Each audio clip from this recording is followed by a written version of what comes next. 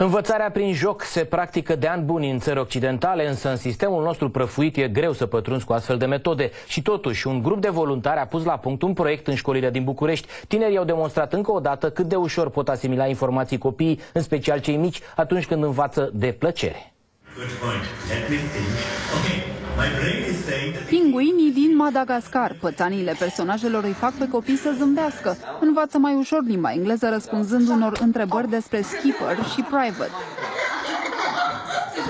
Mihai Vasile s-a întors recent din Anglia și Statele Unite. Nu și-a propus să-i mediteze pe elevi pentru vreun examen, vrea doar să le dezvolte gândirea critică și creativă. E păcat că toată presiunea acum la noi este pusă pentru învățare, pentru examene. Dacă sistemul ar permite ca elevii să învețe de plăcere, da?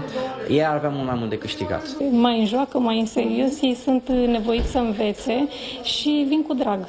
I-am întrebat și pe elevi cum le-ar plăcea să fie școala. Mi-ar plăcea să ne uităm fiecare oră la filme și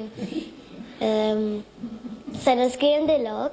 Păi profesorii să fie mai prietenoși, mai puțin nervoși. Cred că toți copiii ar trebui să se simtă bine la oră și să își dorească să învețe. Elevii care beneficiază de aceste cursuri sunt selectați de Asociația Camarazi. Sunt copiii membrilor asociației și aici prioritari sunt copiii celor decedați sau răniți în acțiuni militare.